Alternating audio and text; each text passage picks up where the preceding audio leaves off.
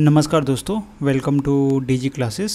तो ये I think हमारा जो यूपी ट्रिपल एस सी पिट वाली जो पीवाईक्यू सीरीज चल रही है उसमें ये जो भूगोल विषय है उसका लेक्चर नंबर 3 रहने वाला है। तो इसमें हम खास करके मरुस्थल और शुष्क क्षेत्र के बारे में देखेंगे पीवाईक्यूज़, और उसके बाद से वन वाला जो टॉपिक है उससे हम देखेंगे कितने पीवाईक्यूज़ आ रखे हैं। जो भी पीवाईक्यूज़ हैं सारा का सारा हम लोग इसमें कवर करेंगे। और आप लोगों से एक रिक्वेस्ट करेंगे कि पीवाईक्यूज़ जो वीडियो है इसको पूरा का पूरा देखें, क्योंकि जितने भी हमने पहले लेक्चर्स कराए हैं उसमें हम देखे हैं, और जो पूरा वीडियो देखता होगा उसे भी पता होगा कि एक क्वेश्चन अलग अलग एग्ज़ाम में देखा गया है। भले ही थोड़ा सा उसका लैंग्वेज अलग रहा है लेकिन क्वेश्चन सेम था। तो इस टाइप के पैटर्न जो यूपी ट्रिपल एस सी है वो अपना रहा है कि एक ही क्वेश्चन को थोड़ा सा लैंग्वेज बदल के वो फिर से किसी नेक्स्ट एग्ज़ाम में पूछ रहा है। तो ये आप लोगों के लिए बहुत प्लस पॉइंट है कि अगर पीवाईक्यू अच्छे से कर लेते हैं तो आप लोगों का जो परसेंटाइल है वो अच्छा स्कोर होगा। तो इसीलिए हम आप लोगों से रिक्वेस्ट कर रहे हैं, और ये आपके ऊपर है कि आप करें या ना करें, लेकिन हमारे तरफ से जो हमारा फुल जितना सपोर्ट हम चाह रहे हैं करें आप लोगों को, आपका अच्छा से अच्छा नंबर आ जाए यूपी ट्रिपल एस सी पिट के जो एग्ज़ाम है प्रारंभिक परीक्षा है उसमें। तो इसी के साथ चलिए शुरू करते हैं। और जिन लोगों ने अभी तक चैनल को सब्सक्राइब नहीं किया है उन लोगों से भी हम रिक्वेस्ट करेंगे कि चैनल को ज़रूर सब्सक्राइब कर दीजिए और बेल आइकन दबा लीजिए। ये एज ए मोटिवेटिंग फैक्टर काम करता है, जिससे आप लोगों को अच्छे से अच्छे हम कंटेंट लेके आएँ। और जो भी हम लोगों का ये चैनल है ये अभी थोड़ा सा एज ए ग्रोइंग चैनल है, अभी बहुत ही कम मेंबर है इसमें, बहुत ही कम समझ लीजिए। हाँ, 2 से 3 लोग हैं मिलके ये काम कर रहे हैं। तो इसलिए थोड़ा सा इसमें वर्किंग स्लो है।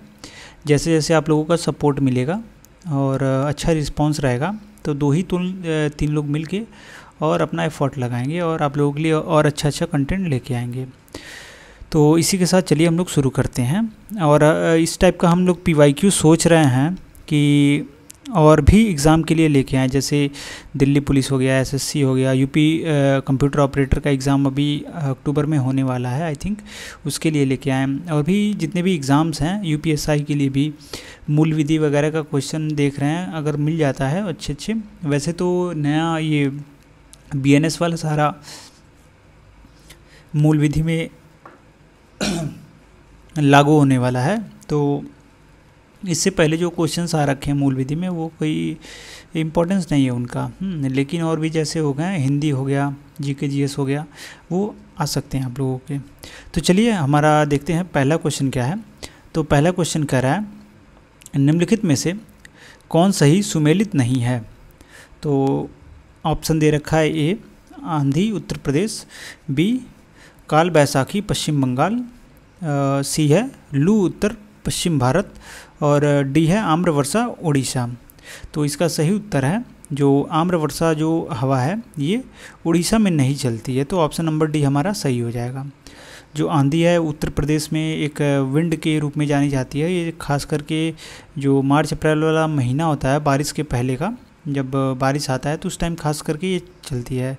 जो काल बैसाखी है ये पश्चिम बंगाल की जो हवा है, और लू पश्चिम भारत में चलती है। जो हम बहुत ही ज़्यादा जो गर्मी रहती है उस टाइम जो हवाएं चलती हैं, जिससे बहुत ज़्यादा हीट स्ट्रोक वगैरह आदमियों को लगता रहता है, वही लू है पश्चिम भारत में चलती हैं।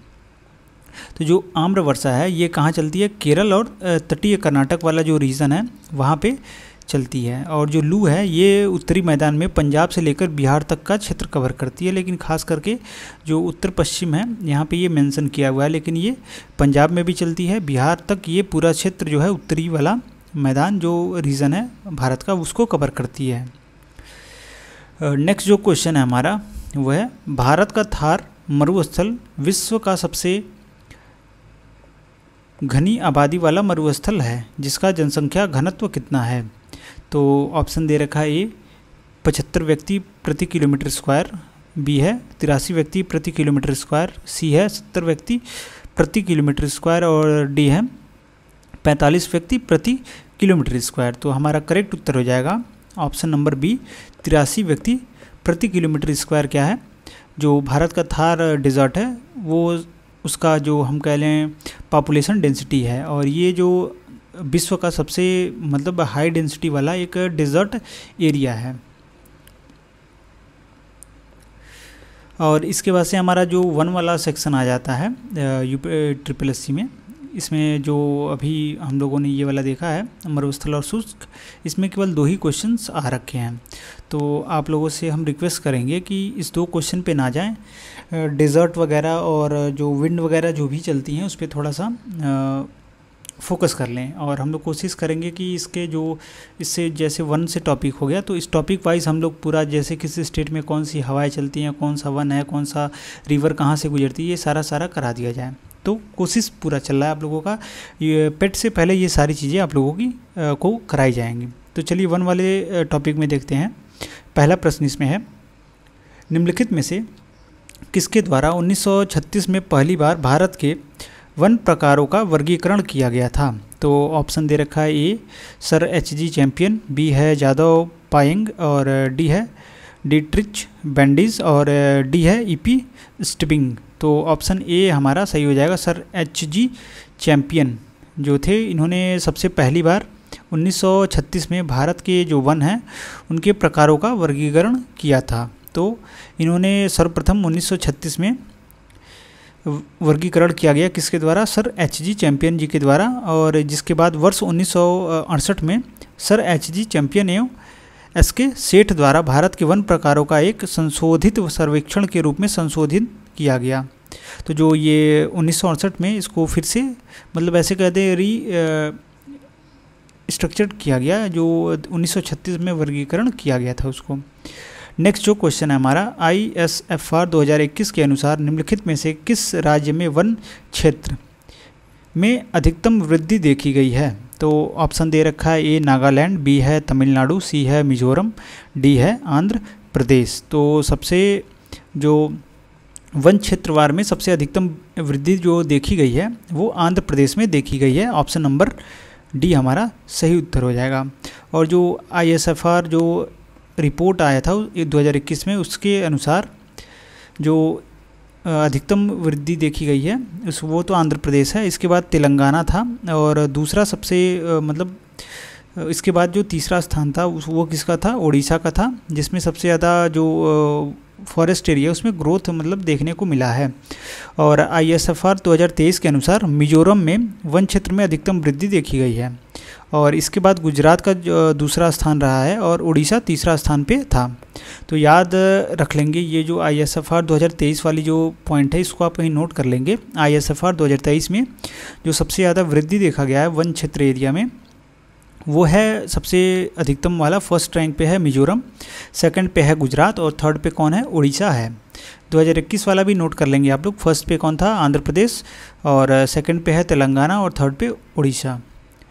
नेक्स्ट जो क्वेश्चन है हमारा, फॉरेस्ट रिपोर्ट सर्वेक्षण 2021 के अनुसार भारत में निम्नलिखित में से किस राज्य में वन आवरण का सबसे बड़ा क्षेत्र है। तो ऑप्शन दे रखा है इसमें हरियाणा, बी है उत्तर प्रदेश, सी है असम और डी है मध्य प्रदेश। तो इन फॉरेस्ट रिपोर्ट सर्वेक्षण 2021 के अनुसार मध्य प्रदेश में भारत में ये राज्य है जिसमें वन का आवरण मतलब फॉरेस्ट का सबसे ज़्यादा एरिया कवर होता है। तो 2024 में पर्यावरण वन एवं जलवायु परिवर्तन मंत्रालय ने FSI द्वारा तैयार भारत वन स्थिति रिपोर्ट जारी की थी 2023। इसी में देखा गया था कि जो क्षेत्रफल की दृष्टि से सर्वाधिक वनावरण वाले 5 राज्य हैं। सबसे पहला जो रैंक था उसका मध्य प्रदेश का था, फिर अरुणाचल प्रदेश, फिर छत्तीसगढ़ और फोर्थ महाराष्ट्र और फिफ्थ रैंक था उड़ीसा का।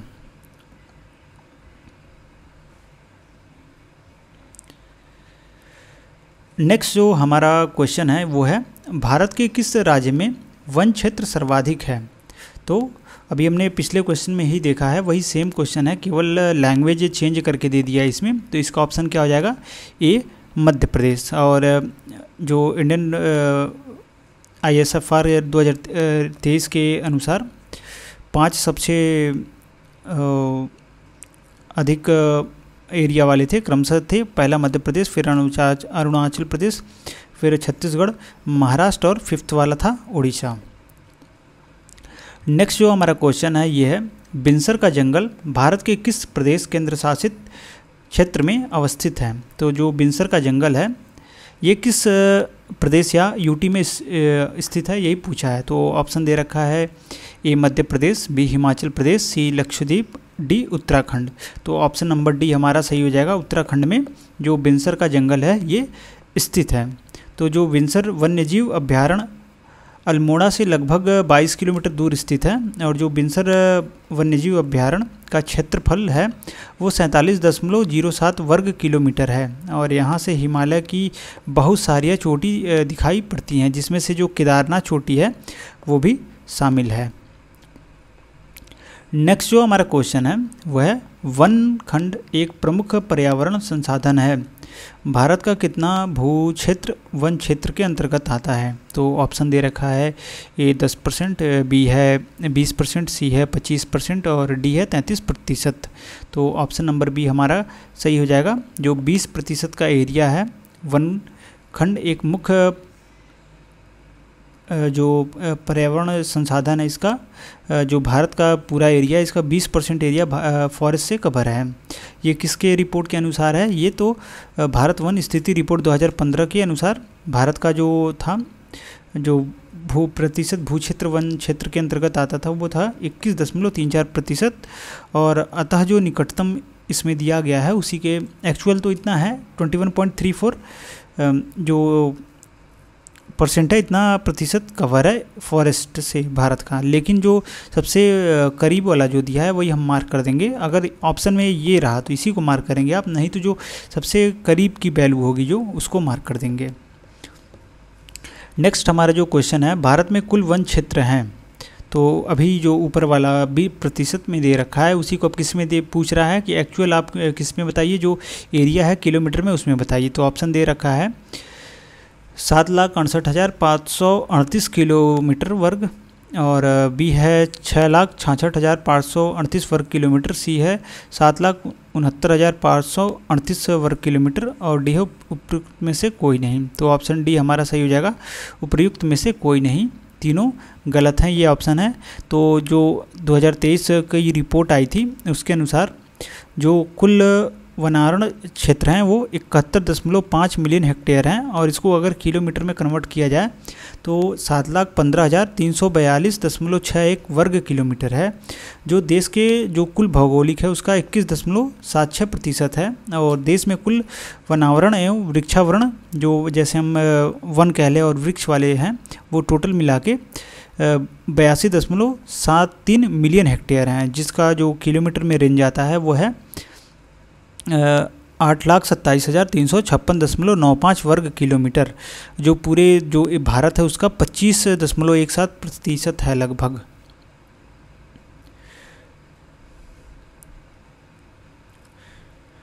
नेक्स्ट जो हमारा क्वेश्चन है वो है, वन विभाग के सर्वेक्षण के मुताबिक भारत का वास्तविक वन कवर भौगोलिक क्षेत्र कितना है? तो इसका ऑप्शन अभी हम लोगों ने देखा है कि एक्चुअल में तो 21.76% है, लेकिन हमें अगर एक्चुअल वैल्यू नहीं दे रखी है तो हमें सबसे करीब वाला वैल्यू हम मार्क कर देंगे। तो इसमें ऑप्शन जैसे दे रखा है 17.23%, 18.5%, 21.54% और डी है 20.67%। तो जो सबसे करीब वाली वैल्यू है वो है 21.54%। तो इसी को हम लोग मार्क कर देंगे, लेकिन एक्चुअल कितनी है 21.76% है जो वन क्षेत्र एरिया है भारत का। नेक्स्ट जो हमारा क्वेश्चन है, भारत में निम्नलिखित में से किस प्रकार के वन का सबसे बड़ा क्षेत्र है? तो ये दे रखा है हिमालयी नम शीतोष्ण वन, बी है उप उष्णकटिबंधीय शुष्क सदाबहार वन, सी है उष्णकटिबंधीय नम पर्णपाती वन और डी है उष्णकटिबंधीय गीला सदाबहार वन। तो इसका सही उत्तर हो जाएगा ऑप्शन नंबर सी, उष्णकटिबंधीय नम पर्णपाती वन, जो भारत में सबसे ज़्यादा एरिया कवर करता है।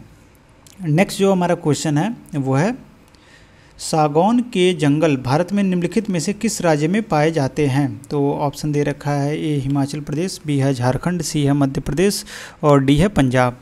तो जो सागौन है, जिसे टीक के नाम से हम लोग जानते हैं, इसका जो जंगल है वो मध्य प्रदेश में पाया जाता है। तो ऑप्शन नंबर सी हमारा सही हो जाएगा। नेक्स्ट जो क्वेश्चन है, दक्षिण पश्चिम पंजाब, हरियाणा, राजस्थान के अर्ध शुष्क क्षेत्र में किस प्रकार के वन हैं? तो ऑप्शन दे रखा है, वेलांचली और अनूप वन, बी है पर्वतीय वन, सी है उष्णकटिबंधीय कटक वन और डी है उष्णकटिबंधीय सदाबहार वन। तो इसका राइट ऑप्शन हो जाएगा ऑप्शन नंबर सी, उष्णकटिबंधीय कंटक वन। जो एरिया है जैसे पंजाब, हरियाणा, राजस्थान, इनके अर्ध शुष्क क्षेत्रों में उष्णकटिबंधीय कंटक वन पाए जाते हैं।